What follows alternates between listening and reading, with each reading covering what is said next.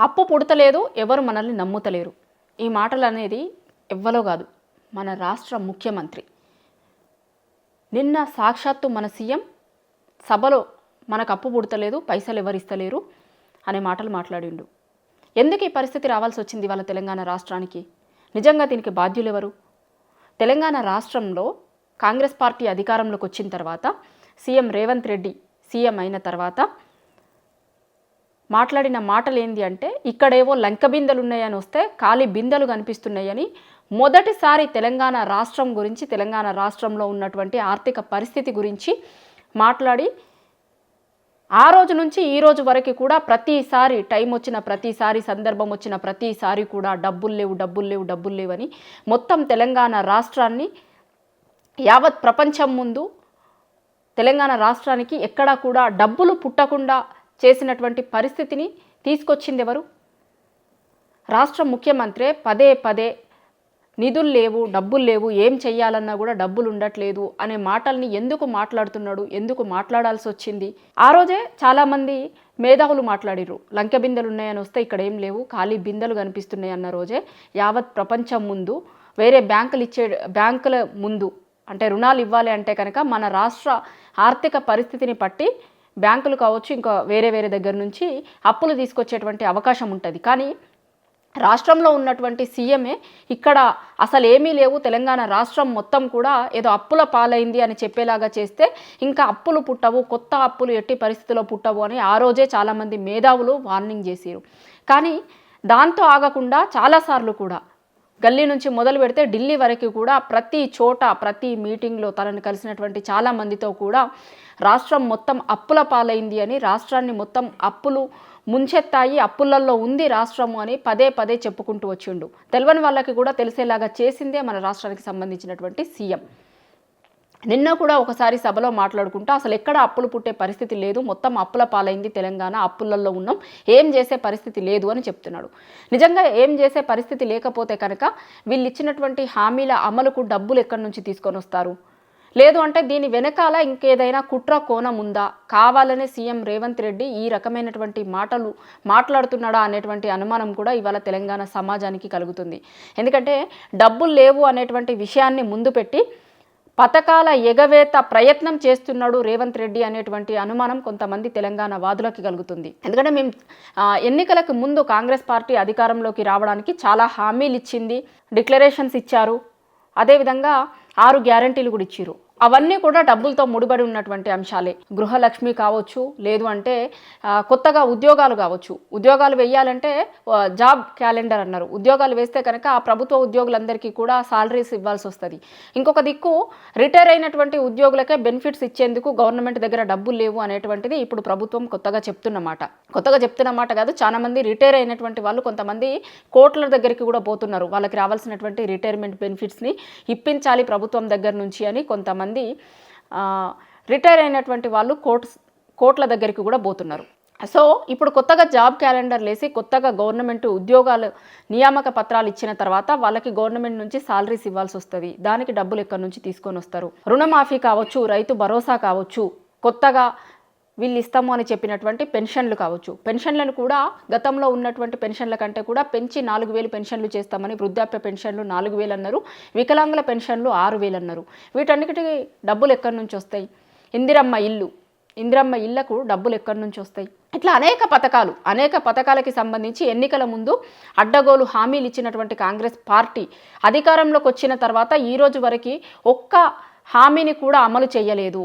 హామీలను అమలు చేయకపోవడానికి నిధుల కొరత ఉంది అనేటువంటి విషయాన్ని చెప్పి తప్పించుకునేటువంటి ప్రయత్నం ప్రభుత్వం చేస్తుంది అనేటువంటి అనుమానాలు ఇవాళ చాలామంది తెలంగాణ వాదులకి కలుగుతున్నాయి. ఎందుకంటే ఆయన నిన్న చెప్పిన దాంట్లో చాలా క్లారిటీగా చెప్పడం జరిగింది.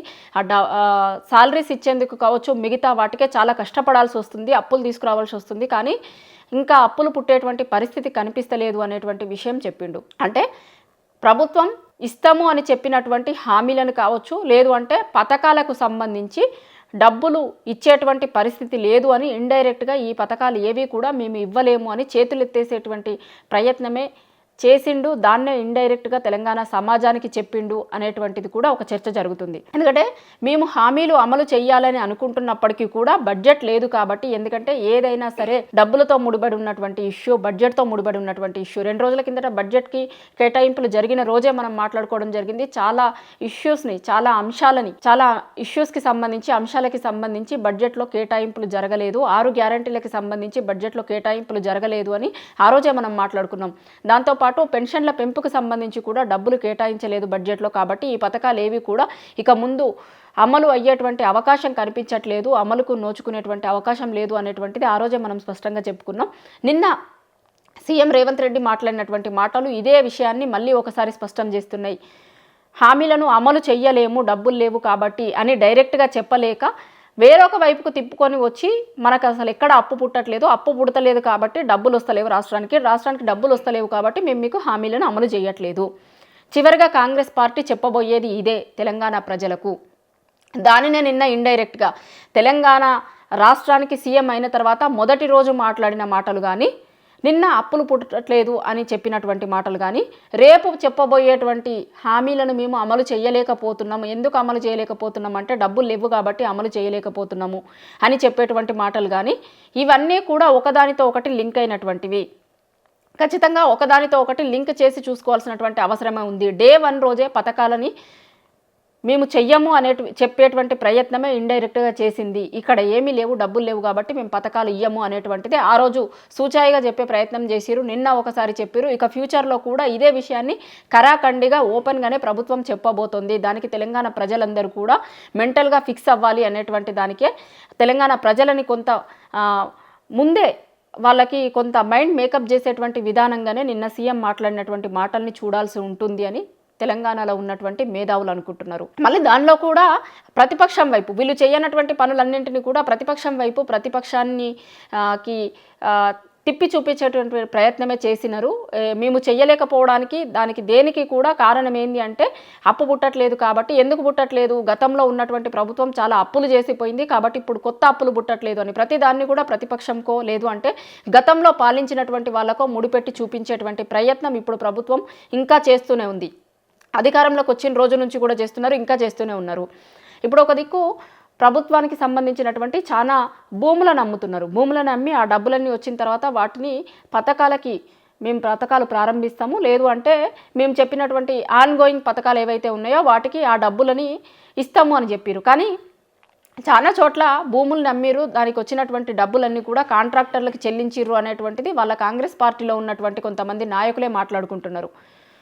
భూములు అమ్మిన తర్వాత వచ్చినటువంటి డబ్బుల్ని కాంట్రాక్టర్లకి అప్పజెప్పిరు అనేటువంటిది. సో ఒకవేళ కొత్తగా అప్పు పుట్టకపోతే కనుక ఇప్పటి వరకు అమ్మినటువంటి భూములు అమ్మిన తర్వాత వచ్చినటువంటి డబ్బులని ప్రభుత్వం దేనికోసం ఖర్చు చేసింది, ఎవరికి ఎంత ఇచ్చింది అనేటువంటి లెక్కలు కూడా సమాజానికి చెప్పాల్సి ఉంటుంది, తెలంగాణ సమాజానికి. ఎందుకంటే రేపు పొద్దున ఈ పథకాలన్నింటినీ కూడా ఎత్తివేసేటువంటి ప్రయత్నం జరుగుతుంది. అందులో భాగంగానే నిన్న సీఎం మాట్లాడినటువంటి మాటలు. కాబట్టి ఇప్పుడు వస్తున్నటువంటి డబ్బుల్ని దేనికి ఖర్చు పెడుతున్నారు, లేదంటే భూములు అమ్మినటువంటి డబ్బుల్ని దేనికి ఖర్చు పెడుతున్నారు అనేటువంటి విషయాన్ని కూడా తెలంగాణ సమాజానికి చెప్పాల్సినటువంటి అవసరం ఉంది.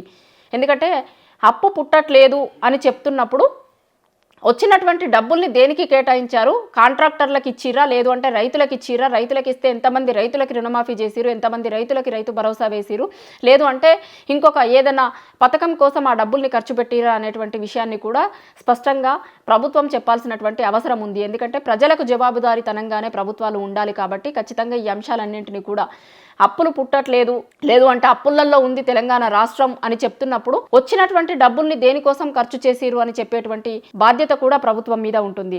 కానీ వరుసగా కాంగ్రెస్ అధికారంలోకి వచ్చిన తర్వాత వరుసగా సీఎం చేస్తున్నటువంటి మాటలైతే ఒక స్పష్టంగా అర్థమవుతుంది ఏంటి అంటే ఖచ్చితంగా వాళ్ళు ఇచ్చినటువంటి హామీలను వాళ్ళు చేస్తాము